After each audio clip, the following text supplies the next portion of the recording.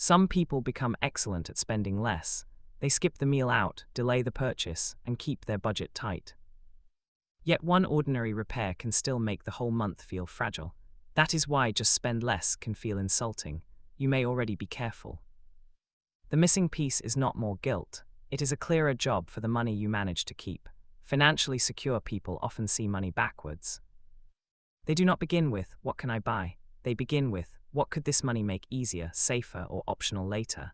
By the end, you will have a simple test for every spare dollar. Does it buy a short moment, reduce a future problem, or build an option you can use when life changes? This is not a story about rich people being smarter or better. Plenty of wealthy people spend badly. Plenty of normal households build remarkable security by giving modest amounts very deliberate jobs. Disposable income has only a few destinations. It can be consumed, saved, or used to reduce what you owe.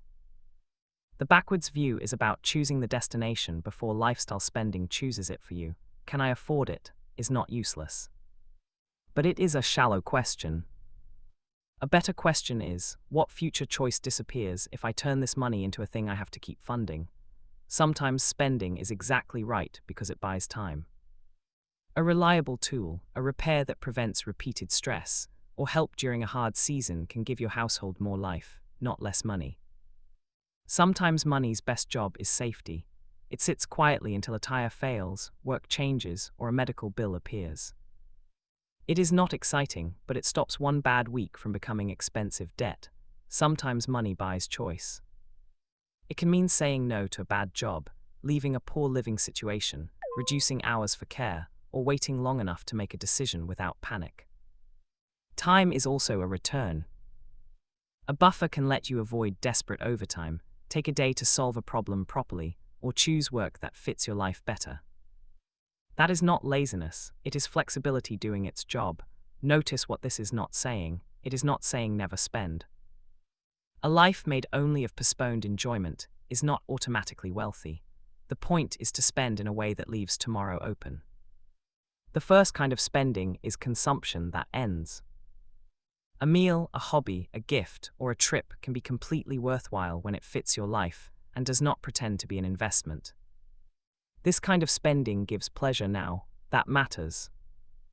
The healthy version is honest. You enjoyed it, it is over, and your household still has enough room for the next ordinary problem. The hurdle is borrowing tomorrow's freedom for today's feeling. When a short moment becomes a long payment plan, consumption stops being a choice and starts competing with your future options. The second kind of spending solves a recurring problem. It might improve health, remove a daily friction, make work easier, or prevent an expensive repair from becoming a larger emergency. This spending can look boring from the outside, but it often creates the kind of calm people mistake for luck. It removes a problem you would otherwise keep paying for in money, time, or energy. The hurdle is calling every want a solution. A true problem solver earns its cost repeatedly. If the benefit is vague, performative, or only exciting because it is new, it probably belongs in the first category. One useful check is repeat use. Will this improve your ordinary week again and again, or does it only shine in the story you tell yourself on the day you buy it? Repeated value is easier to trust than imagined value. Pause here for a private question. Which recent purchase in your life merely looked like progress, and which one actually made your household calmer, healthier, safer, or more flexible afterward? The third kind of money direction is ownership. That can mean savings, debt reduction, retirement contributions, training, a business tool, or any asset that strengthens your future position rather than just your current image. Ownership often feels less dramatic because the reward is delayed. You may not get applause for paying down a balance or building a buffer.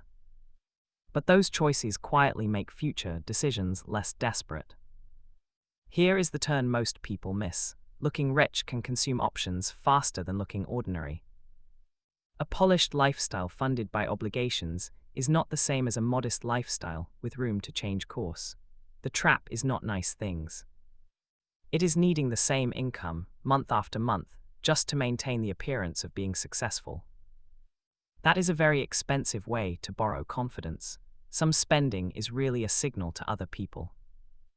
It may win approval for a moment, but approval does not pay a bill or create a choice. The strongest financial moves often look ordinary from the outside because they are built for your household, not an audience. Before a major purchase, ask what it leaves behind. Does it create an asset, reduce a recurring problem, or add a fixed obligation? The answer tells you more than the price tag alone. Automatic saving helps because it makes the decision before the money becomes emotionally available. Research from the Consumer Financial Protection Bureau also finds guaranteed saving rules are associated with stronger savings outcomes than spending-triggered rules.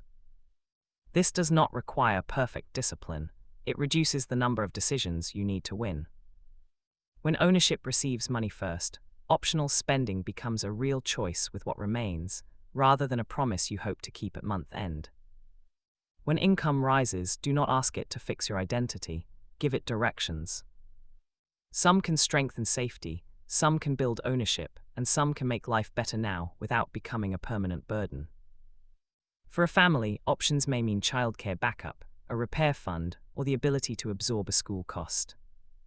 For a single person, it may mean mobility, career room, or a softer landing after change. For renters, ownership can begin with liquid savings and lower debt, not a property deed. For owners, it can mean maintaining the home without turning every repair into another high-cost loan. Spending less without a destination can become another trap. You may feel virtuous while your money sits idle, your health problem waits, or your life gets smaller. Saving needs a purpose to become wealth building. Give savings a name. An unnamed balance can feel like money you are forbidden to touch. A named option, a repair fund, career buffer, or future home fund, makes the trade-off visible and helps you know what you are protecting. Use the backwards money test. Ask what this purchase solves, what choice it preserves, and what obligation it adds. You do not need every purchase to pass perfectly. You need to see the trade-off clearly. For a bigger optional purchase, give yourself 24 hours before deciding. The pause is not punishment. It gives the excitement time to settle so the real benefit and the real future cost become easier to see. Start smaller than you think. One automatic transfer, one debt payment above the minimum, or one protected buffer category can create the first option. Wealth often begins as a little less panic. Your first win may look boring. It might be a bill paid without anxiety or a balance that finally stops shrinking. Do not underestimate that feeling. Stability is the platform that makes later risks, opportunities, and enjoyment safer to take. Use this order: protect safety first, build ownership next, then spend the remainder with intention. That order does not make you boring. It means your enjoyment is sitting on a stronger floor. Real financial progress often feels quieter than people expect. It is less about having the most impressive answer in the room, and more about having enough room to choose your next answer. Do not make spending less the finish line. Make a life with more options the finish line. Subscribe to this channel for more clear money steps like this.